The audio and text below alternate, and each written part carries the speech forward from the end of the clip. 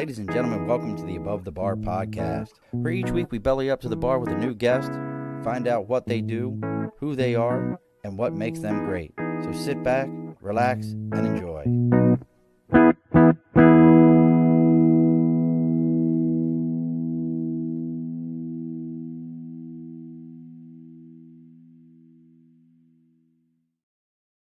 Alrighty, folks, it's the Above the Bar podcast and your host, Sean, and we've bellied up to the bar here on Juneteenth, which is fitting that our guest is in Texas, and today is Juneteenth, and that's where everything ended. John, have you frozen on me? I think our guest, they already froze on me. I like it when people's pictures freeze, folks, because they're never in the greatest position of their lives. When their picture freezes, it's always in a horrible look. So, John, your mic is muted and your picture is frozen. Can you at least talk? Let's see if that works. Oh, nope, you went mute again. Oh, let's see. He's muted, and I can't unmute him. Can I unmute you? Nope, you've muted yourself, so I can't unmute him. So when John comes back and he's unmuted himself, hopefully he doesn't have to. If he needs to, he can log out and log back in and see if that works. But I'll talk about him here real quick. So joining us today is Mr. Jon Harper. We'll give him his applause when he's able to get his technology back up and running, to give you kind of every rundown on John when he comes back to us. John is a corporate executive inside of a Fortune 200 company. If you go and look on his LinkedIn, you can see what company it is. I'm going to pick on him here when he comes back. He works on mastering or turning around teams. So basically taking teams that may have had issues, had failures, whatever the situation is, working with those teams and getting them back together. I'm actually going to have John at some point after this call see if he can pull my resume that I submitted to his employer some years back. And I had one VP out of like South Carolina or something like that I had reached out that was like, I would absolutely hire you today based on my resume. And then the one here in my local area was like, no, I'm not hiring you. I think that one was intimidated by me personally. 20-year 20-year gunnery sergeant, 12 years in the recruiting field, train the trainer, bachelor's degree in human resource management, and business development director for a largest staffing firm in the North Country of New York. And I was like, hey, I'll come work for you guys. Yep. Oh, no, I don't want you. So, but you all can go figure out who that is and check out what John's got going on. Like I said, he's got a LinkedIn, but here's the thing that I love most about what he's got going on, and we'll be able to give him his applause here in a moment, is this is something important to me that I think is great, is he's applied a biblical-based principle to turning around teams. And if you've not heard me talk about one of my favorite books, Business Secrets of the Bible, this is, I would tell you one of the greatest lessons that you can take from that book is the guy who wrote it was a rabbi. He talks about don't give people meaningless tasks. You waste their time, you waste your time. And this is, if you look in the Bible, it's the same idea. Nobody had a meaningless task. Everybody had purpose. So when you give people purpose, you give them tasks, they give more of a shit about what they've got going on. So joining us in a city that I want to go eat in, all the way down in Houston, somebody's going to send me some Viet Cajun sooner or later. It's Mr. Jon Harper. Hey, thanks for having me, Sean. Excited to be on, man. And yeah, like it is a huge passion of mine to apply biblically based leadership principles, and excited to dive in with your audience and just pull up a seat at the bar and have a chat. Well, we are definitely going to do that. But before we get too far into it, we got to talk about Sticker and a Cause. Folks, I tell everybody every week, make sure you reach out to us on Facebook, LinkedIn, YouTube, Twitter, Twitch, TikTok, X, Instagram, all those different places. You can always find us. But one of the things we do every week is we do Sticker and a Cause. That means if you've got something you believe in, something you're supporting, I don't care if it's your local book club, you reach out to me and I'll read all about you live here on the air, and I'll read about your sticker. Well, one of our upcoming guests, her goes by Orchid Fickle, Finkle. You can find her on Instagram. You can find her on TikTok. Her first name is or oh God, I'm working on my Spanish, folks. I have got all the Spanish stuff going. My wife will tell you. Her first name is Orquida, Orquida, Orquida. I That's would pretty pronounce. good. I think I can roll my R's. I'm pretty good at that. Orquida, but she goes by Orchid Fickle. She's going to be on. She's got books. She's got tarot card designs. She's got T-shirts. She's got railroad related stuff. She's a railroader. So we got her sticker here, the Express. We're going to put that up on the big board here. That way everybody can see about her and you can talk about it. So make sure you're reaching out to us for sticker and a cause. And if you're just logging on, please make sure you're sharing this on all your favorite Facebook pages, all your favorite what are the yard sale sites. There's no reason that you shouldn't be getting kicked off of your yard sale sites for sharing this. That is your goal. It's what I want to happen for you. So make sure you're doing that for us. All right. Now let's get into our sponsors before we start talking to Jon. Our sponsors, as always, are Budget Blinds of East Greenbush and Budget Blinds of Hudson and Coxsackie, New York. They are the #1 window treatment company in North America. They even have locations up in Canada. They cover all your window treatment needs, whether that be honeycomb, roller shades, even do drapery custom. No window too big, no shape too crazy. They work with some of the most premier companies in America. We're talking Hunter Douglas, Lutron, Blinds, Corners, and Curves, which is the only motorization company in the U.S. for any shape you can imagine. They work with all of them. They do the measurements. They do the installation. And if you're here in the capital region and you're heading down to the Hudson Food Festival this weekend on Saturday, make sure you're coming out and you talk to them. Let them know what you got going on. And if you let them know you're there to belly up to the bar, they're going to take good care of you, give you at least a 15% discount on your entire order. But this month, they are running 20% off your entire order. Plus, if you do motorization, they'll give you another 5% off your order. That's Budget Blinds of East Greenbush and Budget Blinds of Hudson and Coxsackie, New York. All right, Jon, house cleaning is done. It's all done. How are you?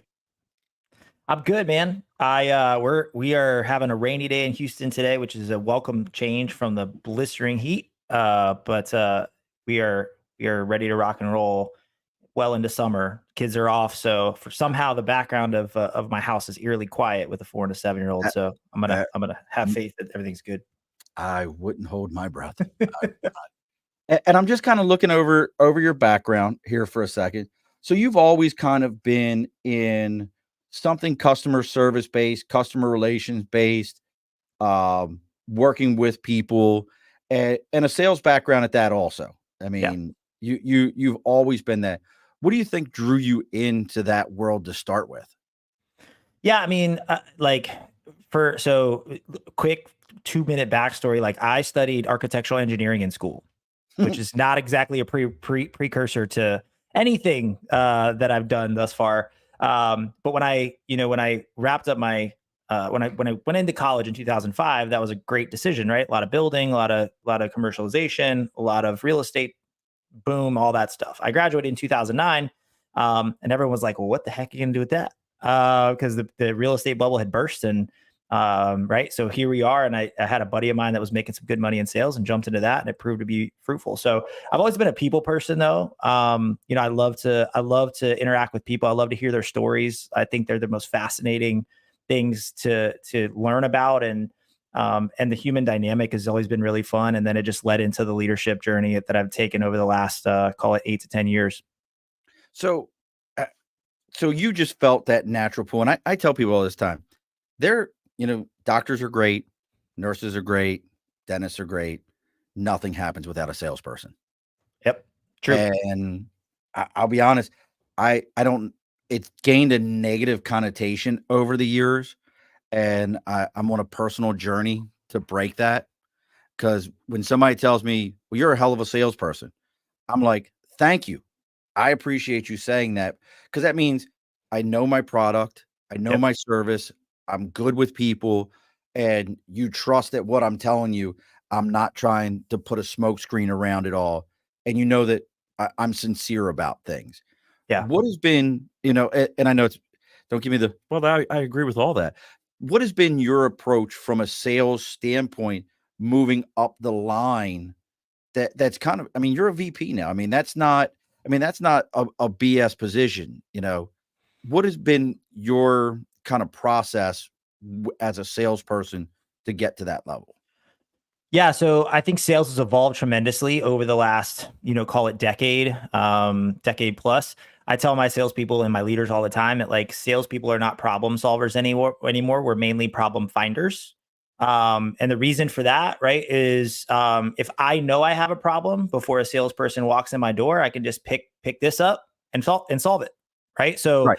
if I'm not careful as a salesperson and I'm just, hey, what problems do you have?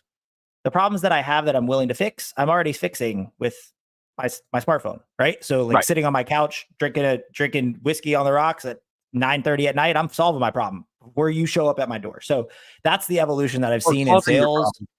Yeah, right. So it's 9:30 at so night I with a whiskey, you're causing your problem. I mean, I'm just saying. yeah. So I think sales has evolved in a big way where it's like, listen, we have to be almost as much human psychiatrists, like understand how people think and how people make decisions as much as we are solving their problem, right? I'm a big believer that I, there's a famous quote that Henry Ford had, and he said, if I would have asked my customers what they wanted, they would have said faster horses. And like, if you think about like how human dynamic works, a lot of times we don't know what we want or what we need in the moment. And I think it's our job as salespeople to figure out based on where you are going and the challenges that are in front of you to kind of pull back the curtain and help you get further ahead than even maybe you realize you need to go. I 100% agree with you there. Your job as a sales professional is to really figure out what their need behind the need is. When they tell you, "Oh, we need," and I just finished. It's funny you bring up Henry Ford. I just finished My Life, My Work Yep. by Henry Ford. But it's your job as a sales professional and as a leader in general, and we're going to get into the leadership side to this as a sales professional, because guess what? As a leader, you're selling the idea to your staff that, hey, if you would like to keep your job, these are the cool things that you should do, like showing up to work on time, looking the part, dress for the job you want, not the job you have, Yep. all these kind of things. But what got you into the other side of this, which is, I mean, I'm looking at your resume here, and I mean, regional business manager, business sales and marketing director, national account manager, sales executive. These are all one-on-one working with leaders. You know, they're money jobs. Let's be honest here for a second. And I don't. These are commission-based money jobs. I My words make me money. To Yeah. now you're in a VP role, and typically, and not trying to put your paycheck on Front Street, but Yeah. typically those roles are out of the commission world and into a salary-based world, which for those of us who like commission, and guess what, folks?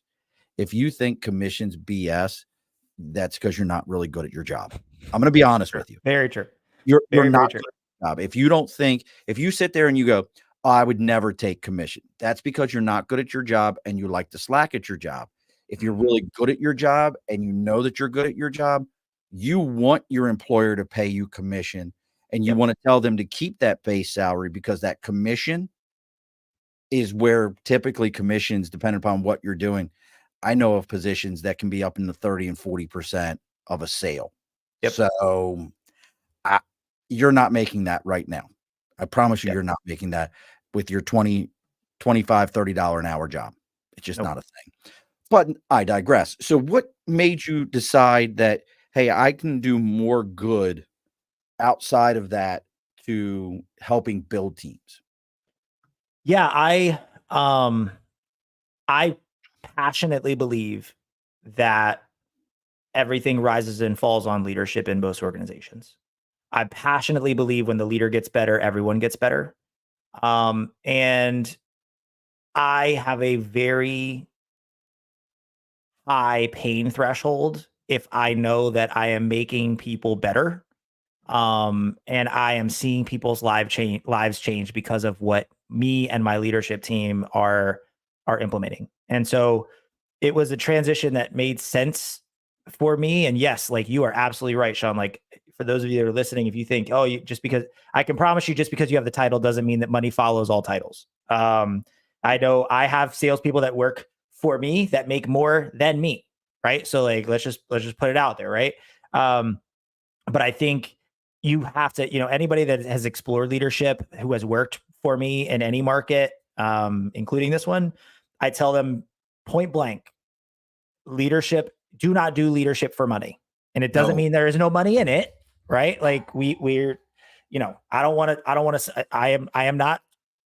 I'm not making $10 an hour. So like, I mean, if you want to Venmo me some money, you can, like, fine. Like we can figure that out. But like, listen, if it's, hey, we are looking for the highest comp leadership, and that is the reason, don't do it. Because there's so many headaches in leadership. I mean, you think about it, like I lead a region right now of 30 individuals through 3 sales teams, and help at a divisional level with, another 3 regions. And like with more people equals more problems, right? Like people are messy. People are very messy, and they all have different wants and needs and problems and situations. And so the reason I transitioned is because I felt like I could make a difference in helping people take the next step strategically, because it's really hard to navigate sometimes the career, path waters, not knowing what you're going to get into. And full disclosure, like I've worked in corporate America all my life. If you don't advocate for your own career, not a lot of people are going to do it with and for you. And I wanted to be the leader that was an advocate for people. And I wanted people to be able to trust somebody else in the organization, that they weren't going to ride solo the entire path of their career. And again, like going back to your intro, like I just believe that was a biblically based, principle around the leadership side of the business that I didn't see a lot in the organization. And I wanted to fill that gap. Now you brought up the biblical piece already, and that's something I really want to dive into, because I think regionally, it's probably very easy. I've never lived in Texas. I've been to Texas a couple of times, but I feel like, hey, if you did it in Texas, probably not a hard sell. Yeah. For somebody to be like, walk that path, Yeah. Jesus walked that path. You can walk that path. Somebody's going to be like, damn it, my grandmother said that. I guess I could do that. Where in the Northeast, where, I mean, honestly and truthfully, where I'm at right now, a few years back was ranked as the least most faith-based city in America. Yeah. Was Albany, New York. Capital of New York, the least faith-based city. How scary is that for a guy who goes to church every Sunday? I'm just throw that out there. Yeah. So True. what has been, not necessarily from that local level, what was the vibe that you got from people? Oh, you got it. Chrissy. Grisky says hi. Hi guys. Hi, Chris. Hey, Chrissy. But what was some of the initial, from the bottom up and then from the top down to your level? What was the vibe that you were getting from people, whether it be good, bad, or indifferent? Yeah, man. Like, I'm a big believer that the source doesn't necessarily have to come out. And what I mean by that is, I think people, whether in Texas, where it's easy to sell God in Texas, let's be honest, right? So like guns and booze, right? Yeah. So it's real easy to do it in Texas. But I think people still, anywhere I've traveled, whether it's the Northeast or California or Pacific Northwest, or in the farm towns in the middle of the country, like people still gravitate towards people that keep their word. People still gravitate towards people that speak the truth in love. People still gravitate towards people that tell them the truth. People still gravitate towards people that do what they say they're going to do. People still, right? Like, and it's so rare. I'm so passionate about this subject, honestly, Sean, because man, it's so rare to find somebody that does what they say they're going to do, that keeps their commitments, that tells the truth, that looks out for other people for real, not when it's convenient. Like, and all those are biblically based, but I don't have to say, well, Jesus said, right? I just lead like that. And so I think that the translation doesn't have to be, I can't tell you how many people are like, man, like you lead different. Like, where do you get, like, I don't understand who taught you this? Like what? And that opens a door. They don't, I don't, I'm not, I've never, listen, I've been in Houston for 2 years. I didn't come into Houston being like, we're following God now. Like, that's not how I introed, right? It was just like, this is how I lead. And so I can't tell you how many people are like, dude, why your first year here, you sacrifice your family's financial situation to build the region the way you did. And it was like, I gotta look out for the people I'm serving. Like, again, I'll go back to the biblical thing that I didn't have to say. I just showed, right? The greatest among you must be servant of all. So I had to serve my people. So I served my people for a year selflessly, right? And I still am in year 2. And I can't tell you how many people are like, why are you doing this, man? Like, we can't figure it out. Like, I don't understand. Because a lot of people say, and Chrissy, you're right. Like, sometimes people say a lot of stuff and don't keep their word. Actions talk. And so the whole biblically based thing is not a matter of me coming in and going, I'm doing this because Jesus said that. That's what I tell myself.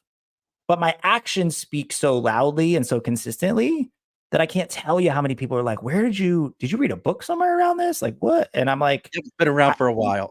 Right. Yeah. Like, yeah, yes. And like, if they ask, I will share with them at whatever level they want to, are willing to hear.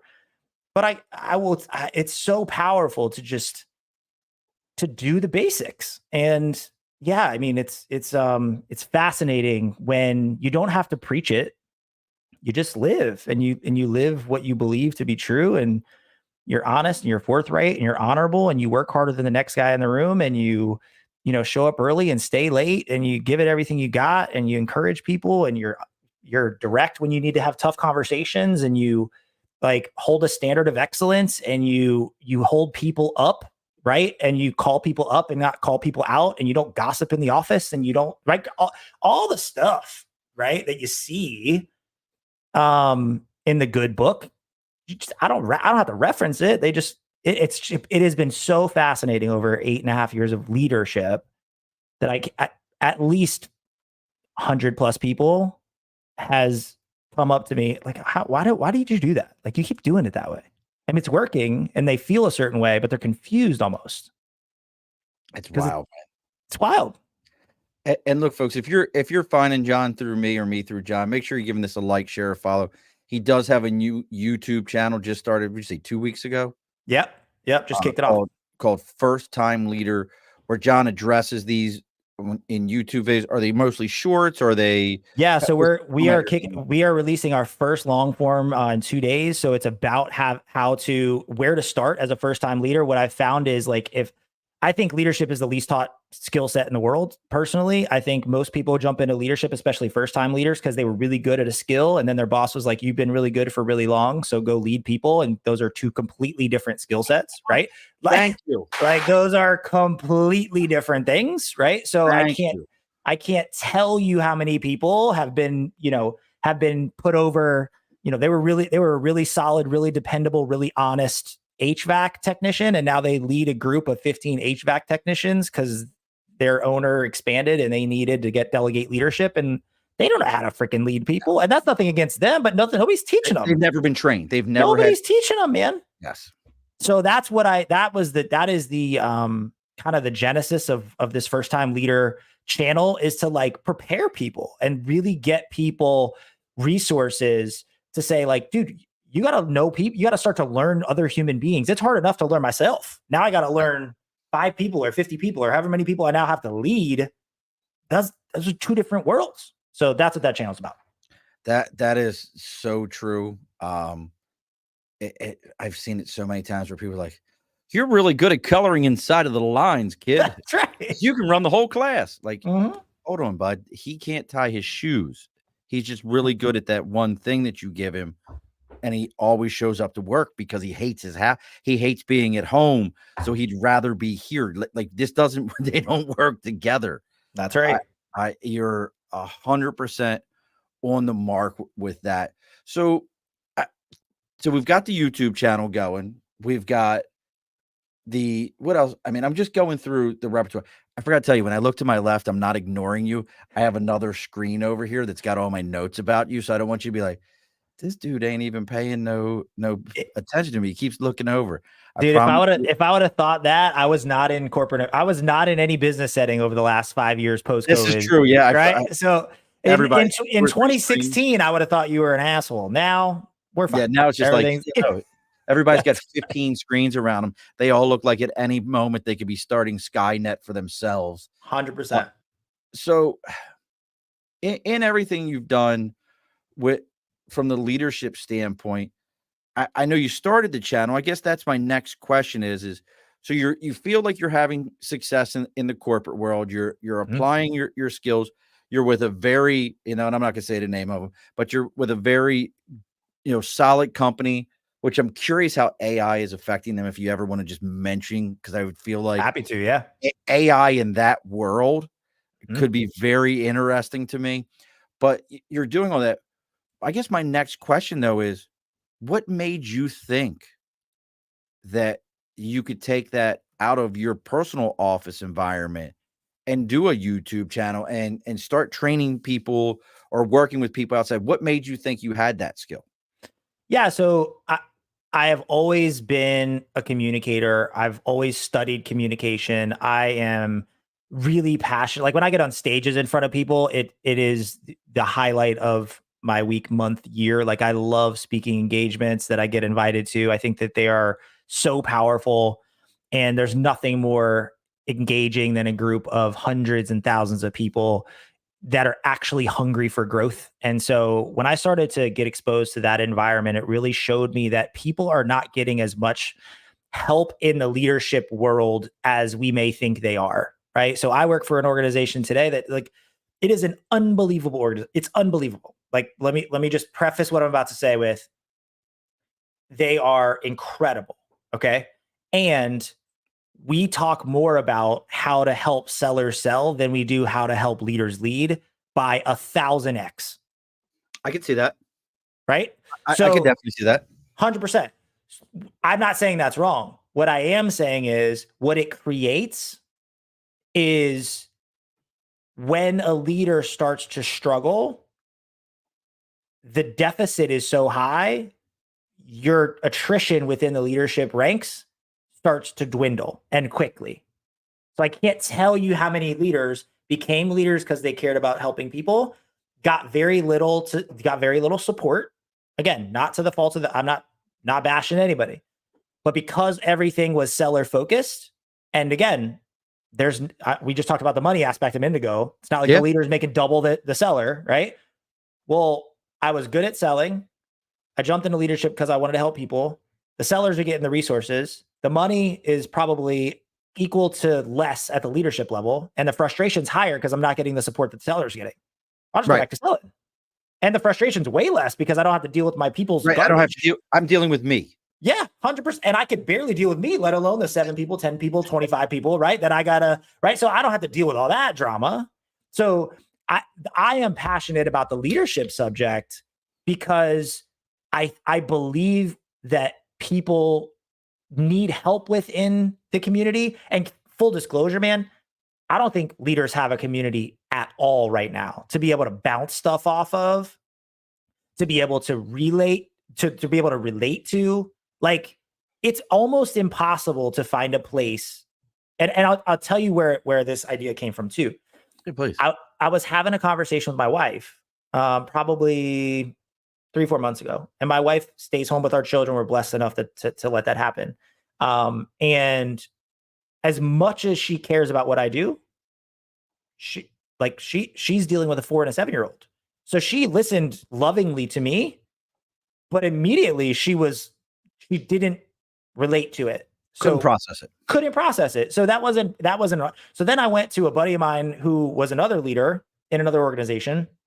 Well, he was having similar problems, and we had an unbelievable conversation that helped me. And not knowingly, he had other things going on that were similar. That 30-40 minute conversation helped relieve some stress with each other. We kicked around some ideas on how to deal with our similar situations at each place. And we talked last week. We basically solved each other's problem just based on the conversation. And I can't tell you how many leaders exist today that go to work, they can't complain to their boss because their boss is just going to call them a complainer, right? Right. They complain to their colleagues, and their colleagues are worried about their team, not mine. They can't tell other employees because no leader should spill that out in the ecosystem if they want their people to stay engaged. So they go to work, they deal with the garbage, they come home, their spouse may or may not be in an equal setting, and they go to sleep and they do it again. Have you ever listened to Brian Ward Dad Up podcast? I haven't. No.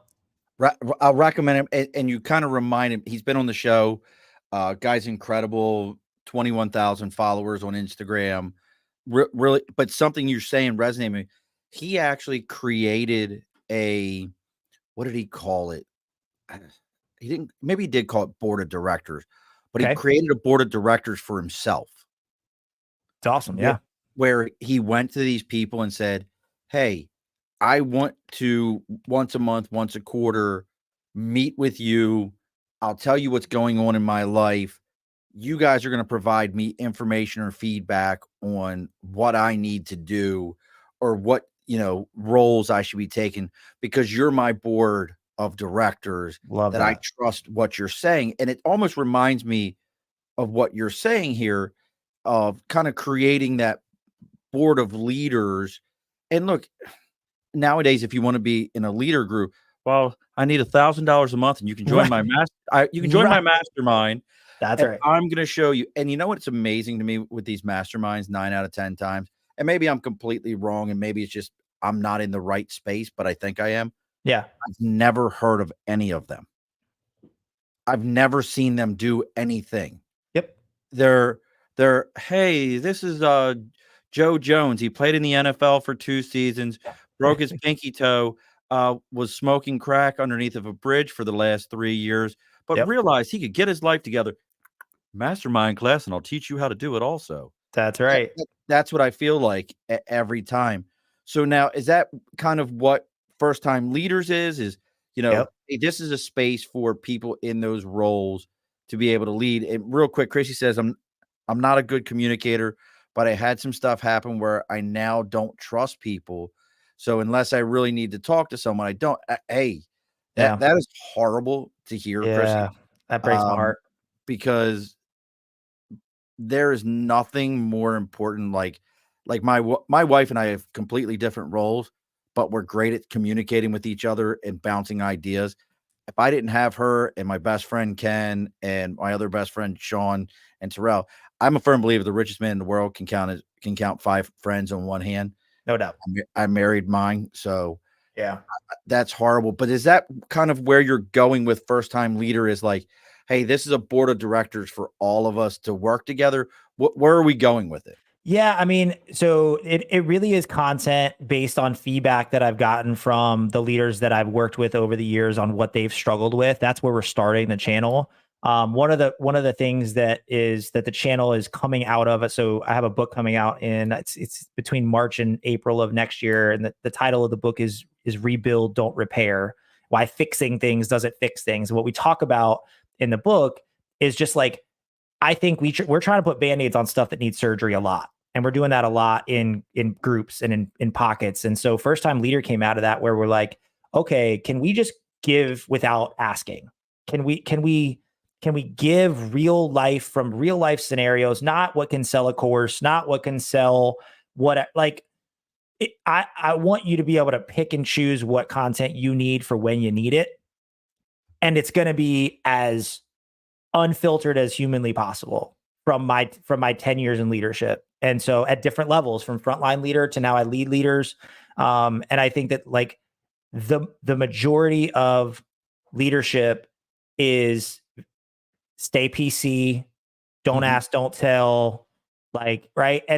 But while that is very corporate, it doesn't help people. It doesn't. Leaders go home and they're stuck. And they're frustrated, and they can't say they're frustrated, and they can't fix that they're frustrated. And so this first time leader channel is really about, how do we actually do this? Like, how do we actually build a team? How do I have hard conversations with an asshole that's going to be an A type with me, that he's getting, what if they go to HR? What if they, like, how do we do this in a real life, not like, here's the 5 steps to a successful conversation. Like, that bullshit pisses me off so much because it doesn't apply. It's like, Right.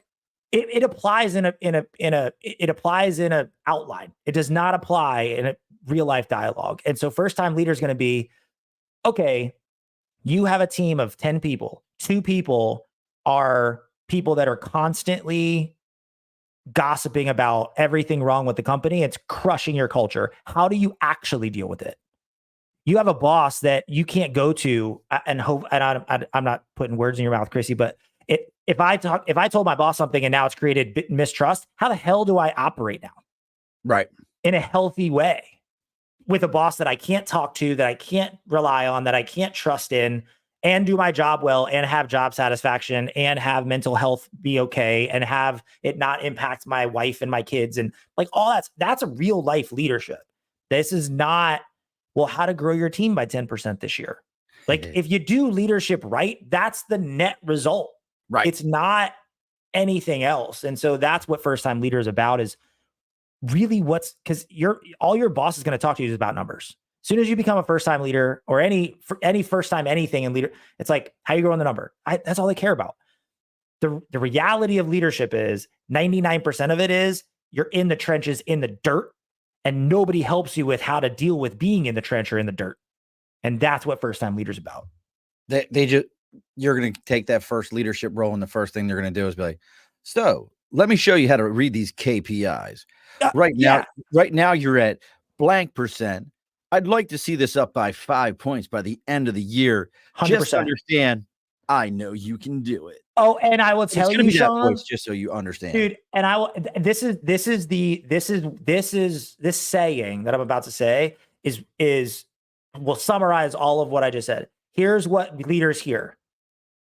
Hey, we need you to do this.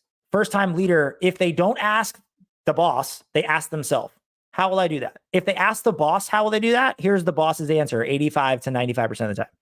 That's why we pay you, man. You got to figure it out. Yes. What the fuck? They don't know either. Like what? Like that's not a good answer, right? So like now I'm going back. I'm a first time leader. Even if I'm not a first time leader, if I'm a leader dealing with that for the first time, okay, then I leave that conversation no less informed, but increasingly more frustrated. Now what?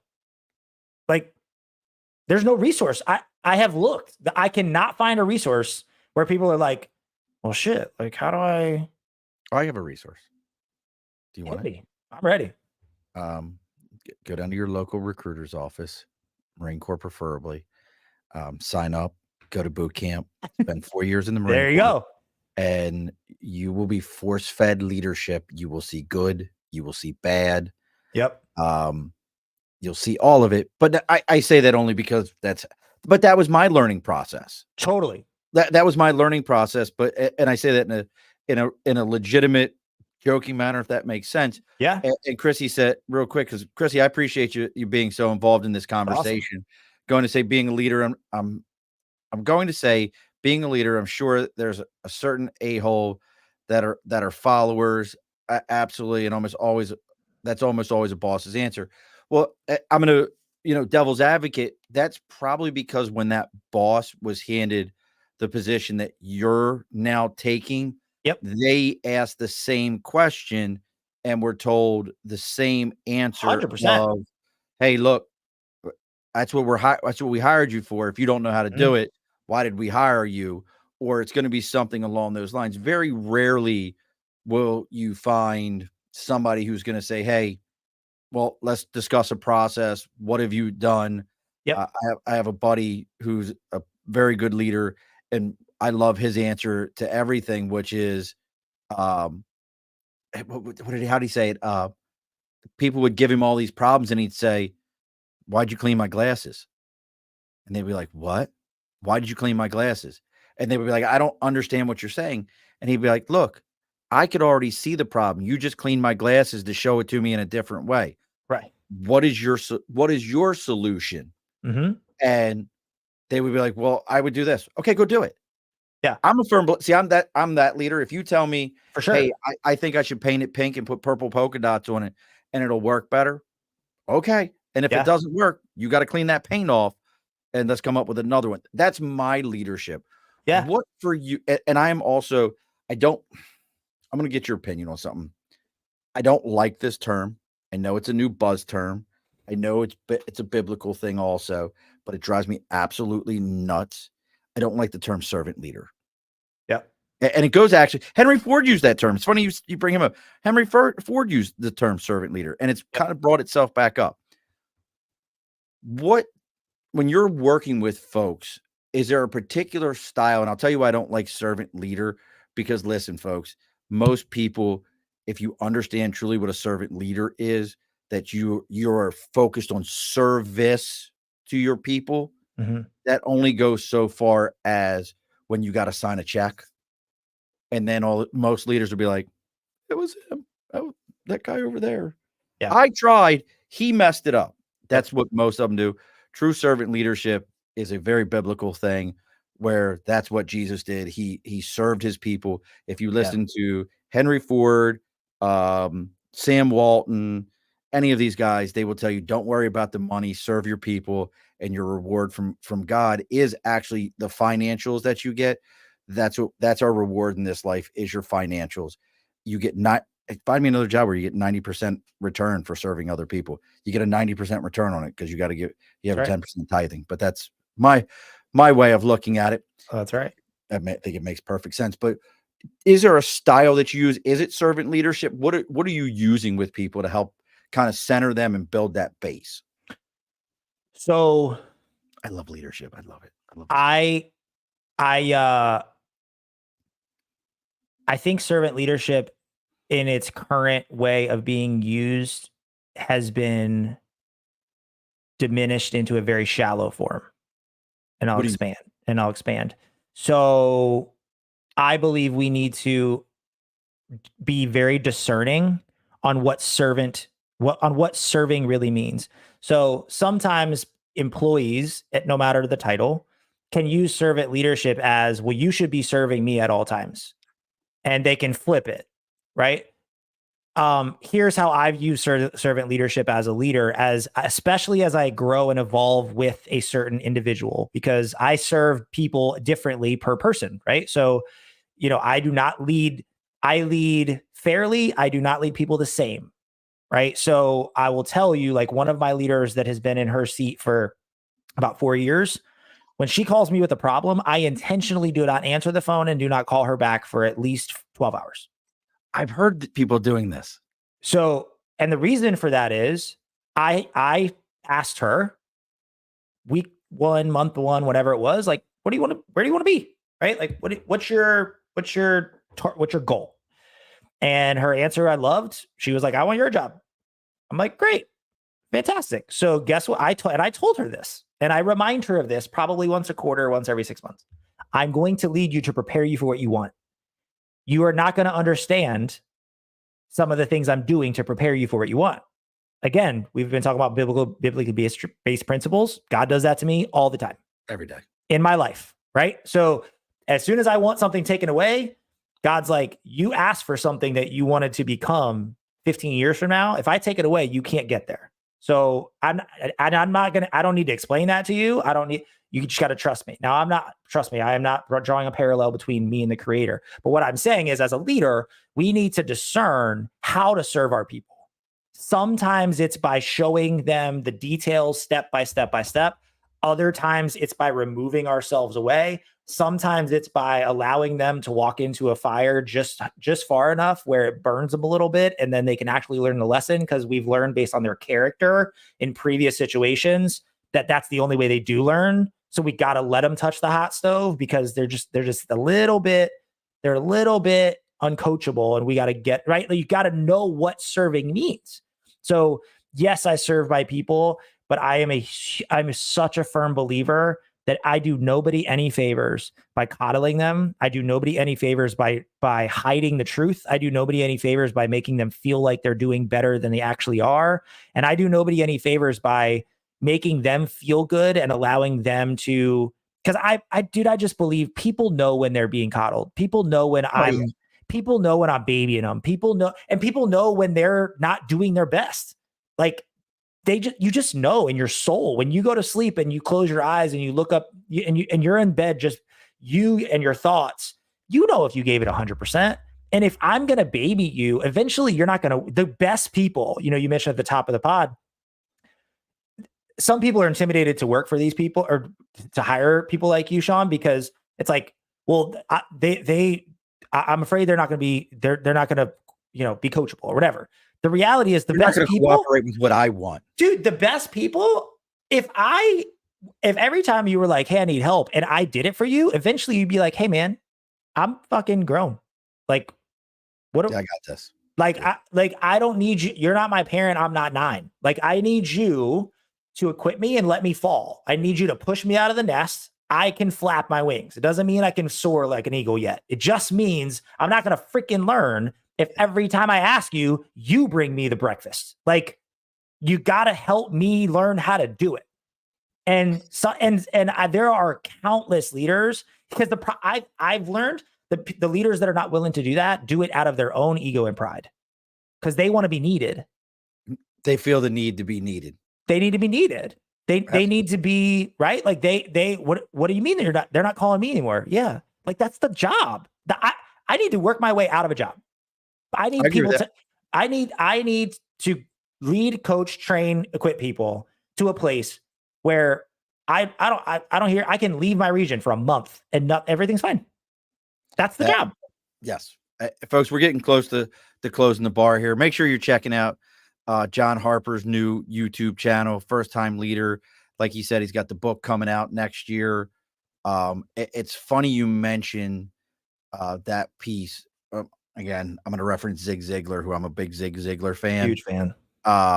He made the comment, if you have a job or you have a business is if you can walk away from it he said not for 3 months and come back.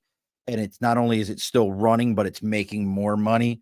Yep. That to me as a small business owner, that's always in my head. Like, where's my next business at? How do I get this one to where it's on its feet and I can hand it to somebody else so I can start the next one and I can peek my head over every so often, make slight rudder adjustments as I see it from the outside in and move on to the next business and get that one up and running. Cause that's what I want to do personally. Sure. So I love that approach. And the other thing is I love the way you're talking about certain leaders are addicted to being needed. Like, why don't you need me anymore? Well, you did your job really well. Yeah. But don't you need me? I think as parents, we do it. Like, dude, leadership is parenting. I tell my leaders all the time. Like, yes. I can't tell you, like, I cannot tell you how many times I'm in my leader meetings and I'm like, what would you do with your 8-year-old? How would you parent her? What would you do with your 2? Like, as leaders, it's no different. Humans are not that dissimilar from when they're like 9 to like 49. Like, we don't evolve as much as we give ourselves credit for a lot of times. Like, that's what it is, dude. Like, again, it goes back, like, as parents, do you want your kids to constantly be calling you and being like, hey mom, is this healthy to eat for breakfast? And they're 27. No, you get to make decisions on your own. You get to pay your bills on your own. You get to, like, same thing with leadership. It's interesting though, is, I mean, I'm putting you on the spot for a second. How old are you, John? 36. Okay. So what you're talking doesn't match your age group. You're the trophy group. You're the every kid gets a trophy, every kid. Now, saying that, and don't get your feelings hurt because I call it that generation. But the other side to it is I am personally seeing a shift as you guys are getting older, kind of being like, I'm done with this. Like, now that I'm in the real world, my bills got to get paid, shit's got to happen. But what has been that approach, that, for lack of a better, that adult approach, that older adult approach of, hey, look, bud, I gave you a task. You told me you could finish it in 2 hours. Yeah. We're at 3 hours and you haven't started, and you have to have those tough conversations. What has been, because corporate's coddling right now, what has been corporate's vibe towards you, or people in other environments from a corporate standpoint? How have they taken that? I'm as transparent with my HR people and my leader as I am with my people. So, and what I mean by that is I will tell my HR partners in the organization, I'm having a conversation with so and so. This is what it's going to be about. This is how I'm going to handle it. At least And tell them. I'm very direct. And the reason for that is so, and it's funny, I have an amazing relationship with my partners in HR. And that's how I look at it as a leader. Like if you're a corporate leader, if you think HR is the enemy, you will have a tough time with leading this way because they truly are your partners. And I can't tell you how many times I've gone to my HR partner and said, this is what I'm going to do. This is how I'm going to do it. They know I'm that type of leader. And they've been on calls and in meetings with me where I have addressed it head on, respectfully, cordially, with dignity. I'm not downing anybody. I'm not belittling anybody, but I'm hitting it between the eyes and I'm being very direct. And so I think if you're in an organization where you're having some trouble from a corporate coddling perspective, I think being direct with the people that may be giving you pushback around this is how I'm leading and this is why. Because if I coddle here's the impact it's going to have on culture. The culture is going to trickle into turnover. Turnover is going to trickle into lost profits. Lost profits means everyone's like, if you going back to solving your own problem and kind of articulating the why, like the HR person's working for the for-profit company too. So if they see the relay behind my directness equals quicker turnaround, which equals quicker success, they will just tell you, hey, be cautious here, be cautious there, careful not to use this verbiage, but go for it. No, that's good. I got to ask you a question, and I'm going to give you one of my favorite lines. I know my wife's watching us right now, and she would tell you I use this all the time. One of the worst leaders. I believe you can learn from everybody. One of the worst leaders I ever dealt with. His name, I'll tell you, is Major Kennedy. Okay. I hope he catches an infection in his big toe and his toenail falls off. Just wasn't a good leader. Just wasn't. But I did learn from him. And he used to say this all the time.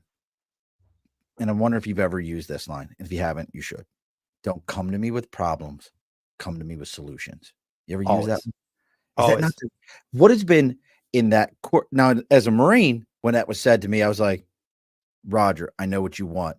And I could do it. And we would go, here's the one idea I really like. Here's the idea I think is pretty doggone good. And here's just the wild out of the box idea that we probably could give it a shot if we wanted to. But this is gonna be some wild shit. If it works, it's a home run and we'll all be heroes. If it fails, we're all gonna be standing on the carpet. How has been I used it, my wife uses it, but what has been your reaction from people in your world? Yeah. At first there's frustration because they hear that and they don't hear it as an opportunity to learn and grow. They hear it as a shirking the responsibility. At first they hear it as a, well, I'm asking you for the solution type of thing. Right. And what I've learned is if you tell it does help, especially the generation that's younger, even than my generation as a millennial. Like I'm an older millennial, right? So I'm towards the older end of that spectrum.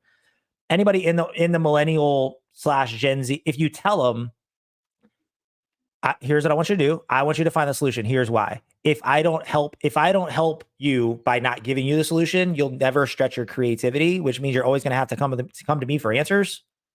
And you don't want that for the rest of your career, and neither do I. And they go, oh, like if you help that light bulb hit, because to your point, Sean, in the military, in Marine Corps, dude, you knew what that meant. Oh, a lot of immediately, right? Like my grandfather was a Navy corpsman for 40 years. Like when you're in the military, dude, like you got it, right? Like there's, even if you don't got it, you better figure out how to get it. And like, right. So in corporate America, sometimes that coddling so if I tell them, hey, listen, I need you to come up with a solution. Here's why. And I always go back to what they want. And this is a really important leadership thing is like, if I don't know what you want, I can never articulate why I'm asking you to do something properly. So a good example is if somebody says, hey, I need help with this. I'll go, hey, here's what I want you to do. I want you to think about who you would ask that question to and ask 3 people the same question to come up with a version of your solution and come back to me with it in a day. Right. I like that. And then when they do it, I don't care if the solution is super left field or right on the money or somewhere in between. I will always tell them, hey, you know why I had you do that? And they're always like, I don't know, right? It's usually they don't know. And the answer is always like, hey, you told me when you first started working here that you wanted to do X, Y, or Z. When you get to that role, you're going to need that skill set. And if I don't let you develop that skill set until you get there, you're going to get there and fall on your face. So when you come to me, I'm always going to try to think of a solution that both solves the problem and stretches you. That's And when awesome. you start telling people that, the culture goes through the roof. Jon, your maturity for a leadership level is leaps and bounds.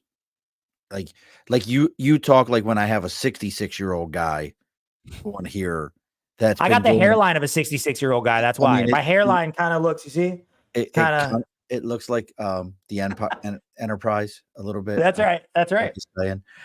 But I mean, honestly, and I mean that in the most positive way, because there's a lot of people that will go their entire lives and, hey, come to solutions, not with problems. And the person will be like, well, that's what you get paid to do. I don't get paid for that. And they Yeah. just, and they're 66 years old, not 26 Yeah. years old. And they still have that mindset of, I don't get paid to do that. That's not my job. That's not my responsibility, kind of thing. Now you mentioned, because we're getting close here to the end, you mentioned speaking engagements and stuff like that. You got anything coming up where people could see you speaking? Yeah, so I have a couple things. I have an event in Dallas in early October, and I'm a guest speaker at a couple sessions at Aspire Houston here in a couple weeks. What's that? So Aspire Houston is a large event here with the couple keynote speakers are Damon John and Kevin O'Leary. So we're having that at NRG.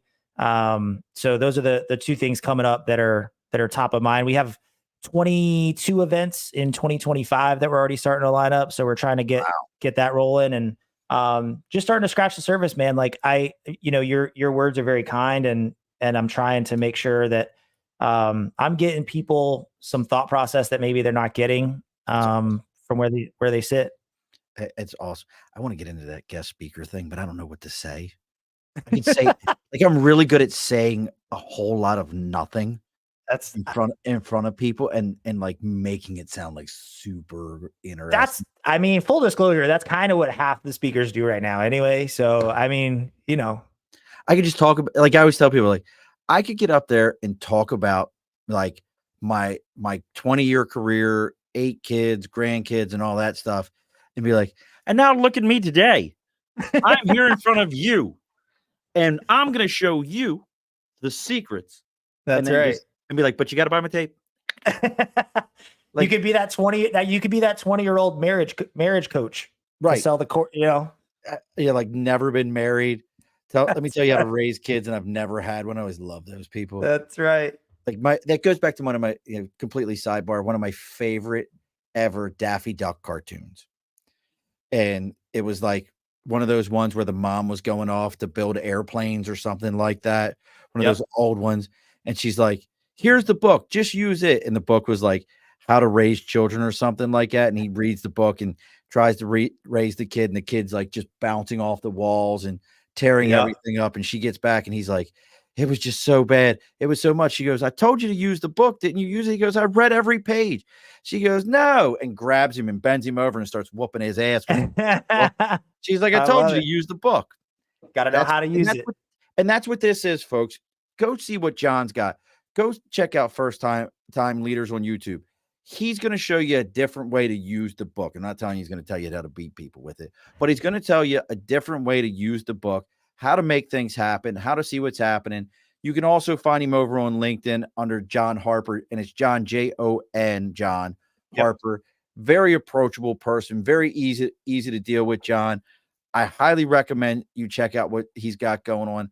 As I always say on here, if you found me through Jon or Jon through me, make sure you're giving that like, share, follow. It might sound cliche, but trust me, there is a huge value to all of us.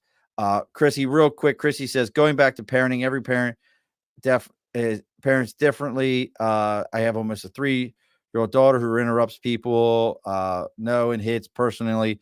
Repeat, don't interrupt, stomp. I am the parent that, so she doesn't get to say no. If she continues, I put her in timeout. Then I have a 4-year-old that hits himself. I don't raise my voice at him. That makes any better. I try to distract him. Kids definitely don't come with a how to raise or instructions manual. Be They nice if they did.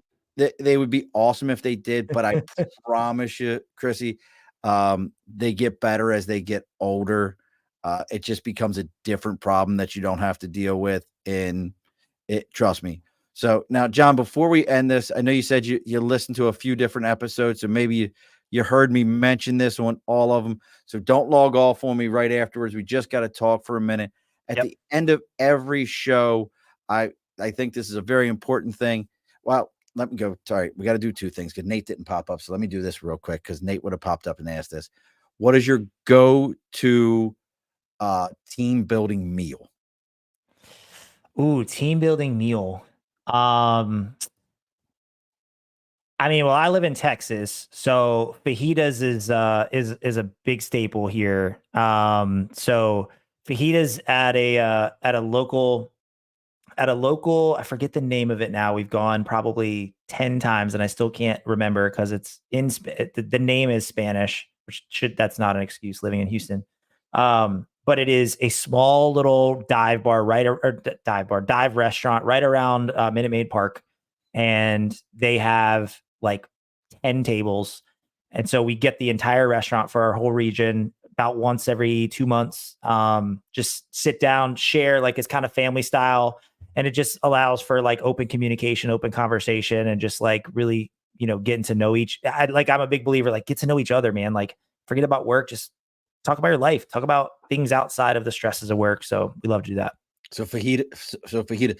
And I was hoping you were going to say Viet Cajun because that's the meal I want in Houston. You guys have Viet Cajun, and I want Viet Cajun. I feel like I should have taken the cue from the top of the pod. Now that was a listening mistake on my part. That's okay though, but you were honest about it. And sooner or later, I'm going to end up in Houston just to try Viet Cajun. I just want to try good stuff. I have a buddy of mine, another Marine who's right there. He works for one of the auto manufacturers out there.